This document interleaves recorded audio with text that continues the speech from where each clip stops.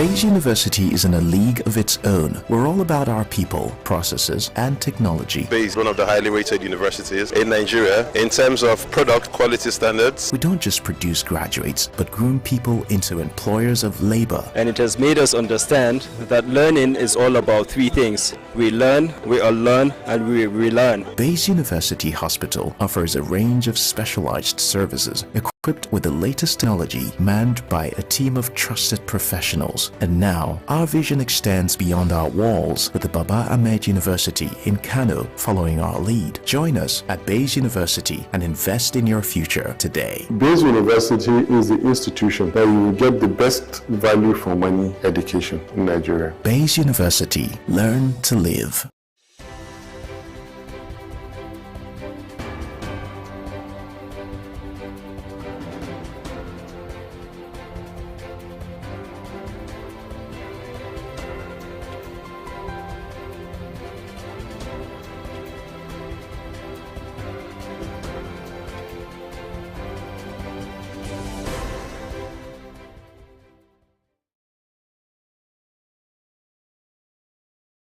On Global TV News Express, Tinubu's speech attracts knocks and kudos. Federal government issues alerts to Nigerians traveling to UK amid rising violent protests. In business, households struggle to cope with galloping food prices. On the foreign scene, Bulgaria faces another snap vote as latest bid to form new government fails. And in sport, UEFA Conference League playoff begins. Chelsea to no opponent today.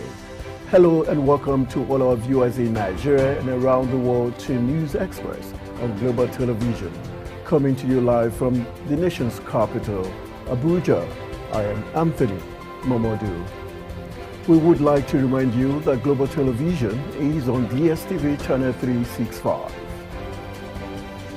Organizers of the #EndBadGovernance protest have demanded the release of 1,150 protesters allegedly arrested by the police during the first 3 days of the nationwide demonstration. The demand is in response to the appeal by President Bola Tinubu to end the protest, which has claimed several lives following his broadcast on Sunday morning. The federal government has advised Nigerian citizens planning to travel to the United Kingdom to be cautious of potential violence following the recent killing of 3 young girls at a concert. The statement released and signed by the spokesperson for the Ministry of Foreign Affairs, Ambassador Eche Abu Obe, noted that the ongoing protests in the United Kingdom have turned violent following the killing of 3 young girls at a concert. The Federal Capital Territory, Abuja, on Monday witnessed a surge in vehicular movement on the 5th day of the nationwide protest, indicating a gradual return to normalcy. The protests have significantly impacted the daily lives of Abuja residents, with many struggling to cope with the disruptions. The protesters, who have taken to the street in cities across the country, are demanding an end to hunger, food inflation, and bad governance. They are also calling for the return of fuel subsidies, among other demands. The government has yet to effectively address the protesters' demands. Meanwhile, organizers of the protest in Lagos said they will converge at the Gani Fawehinmi Freedom Park, Ojota, to continue their demonstration. They said they had listened with keen attention to President Bola Tinubu's broadcast and condemned the delay in the president's speech, which they noted came 3 days into the protest. The Nigerian police force have released the journalist Ayola Babalola, who was arrested during the nationwide protest in Abuja. The 25-year-old journalist was arrested on Saturday and detained at the Woye police station in the Federal Capital Territory Police Command. The detention lasted for over 24 hours.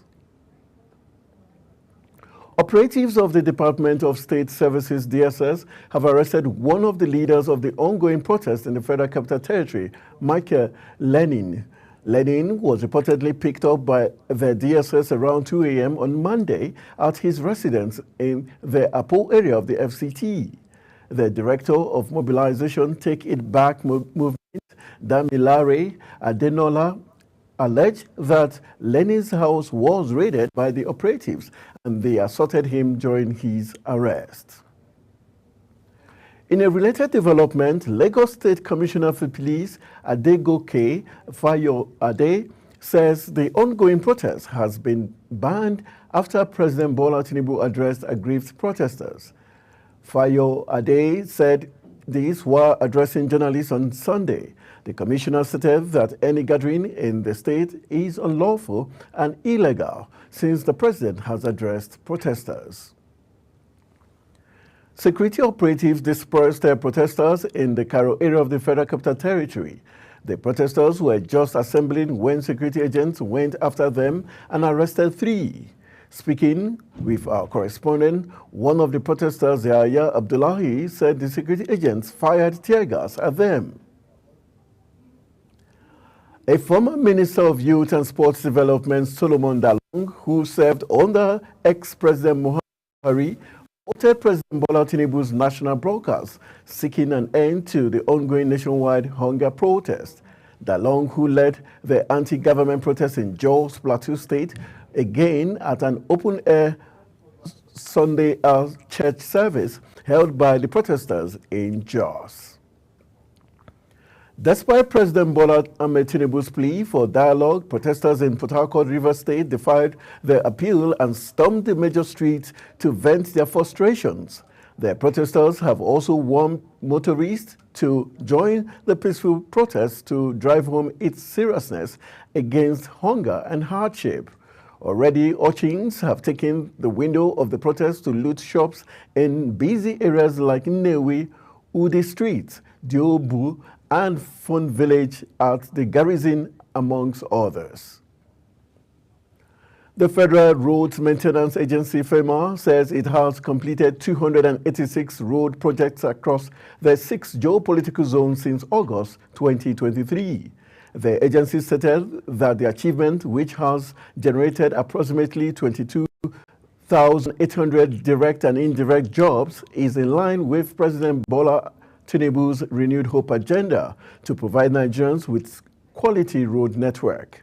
FEMA has also launched Operation Free Our Roads, focusing on rehabilitating roads nationwide, particularly during the rainy season, to ease the challenges faced by road users as the Yuletide season approaches. The Enugu State government has approved the sum of 183 billion naira for the construction of 141 roads across the Enugu metropolis and 20 rural roads across the 3 senatorial zones of the state. The government has also approved the award of 133 more smart schools in addition to the ongoing 127 smart schools to bring them to 260 and 1 smart school per political ward. A statement by Governor Peter Mbah's media office says the approvals were announced at the end of the State Executive Council meeting presided over by the governor at the Government House, Enugu. And moving to the education sector, the Joint Admissions and Matriculation Board has directed all higher institutions in the country to disclose within 1 month details of all candidates they illegally admitted before 2017 or risk recognition and condonation. The board's public communication advisor, in the person of Dr. Fabian Benjamin, disclosed this while briefing newsmen at the board's headquarters in Abuja. Benjamin says that the board had resolved that it would no longer entertain absorption of illegal admissions by institutions through the window of what he called condonment of illegal admissions without a registration number. You're watching News Express, coming to you live from Nigeria's capital, Abuja. We're on DSTV, channel 365, and StarTimes, channel 276. Kindly follow us across all social media platforms using Global TV NG and other handles now showing on your screen. When News Express returns, Tinubu says Nigeria's revenue hit 9.1 trillion naira in first 6 months of 2024. Do stay with us.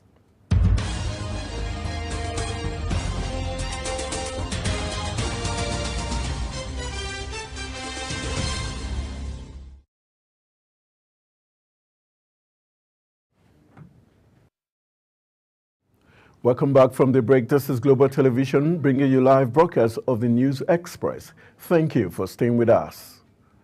In business, President Bola Tinubu says the federal government has released 570 billion naira to the 36 states of the federation to expand livelihood support to citizens. Addressing the nation in a national broadcast as a response to the hunger protests embarked upon by the citizens, the president said while 600,000 nano businesses have benefited from the federal government's nano grants, an additional 400,000 nano businesses are expected to benefit.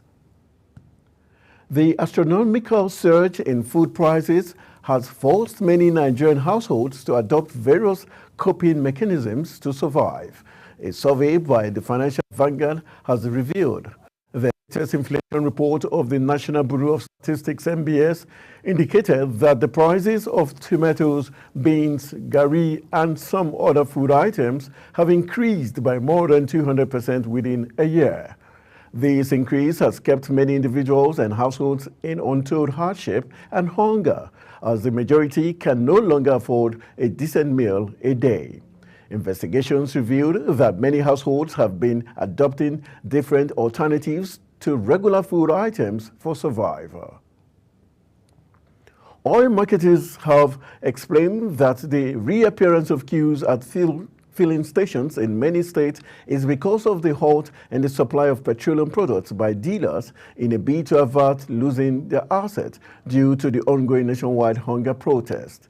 Many states in Nigeria, including the Federal Capital Territory Abuja, witnessed varied degrees of queues about 2 weeks ago, which the Nigerian National Petroleum Company Limited blamed on the hitch in the discharge operations of a couple of vessels.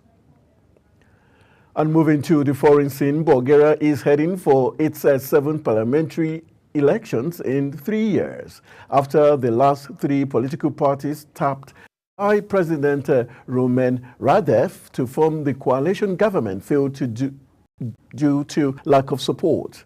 The Balkan country has been plagued by revolving door government since the anti-corruption protest in 2020 helped topple a coalition led by the center-right populist GER party. The small populist ITN party, which was tasked with forming a new government by Radev a week ago, returned its mandate. In talks with other parties, it was unable to persuade 121 of the 240 lawmakers required to support the formulation of a government. And sliding into the exciting world of sport, reigning champions, the USA will face history-making Nigeria in the quarterfinals of the Paris Olympics women's basketball competition on Wednesday, following the draw on Sunday. The Nigerians are the first African nation ever to reach the last 8 of the Olympic basketball tournament, men and women included. They will have a tough task against the Americans, who have won the last 7 titles. Morocco plays Spain in the first men's football semi-final at the Paris Olympics 2024. Spain beat Japan 3-0 in their quarterfinal after having finished second in their group. Morocco thumped the USA 4-0 in their last 8 clash, having finished top of Group B, where they pushed Argentina into second place. Chelsea will find out their Europa Conference League playoff opponents when the draw takes place in Nyon, Switzerland. Enzo Maresca's side has had a challenging start to pre-season with only 1 win in 4 matches, including a recent 4-2 loss to Manchester City.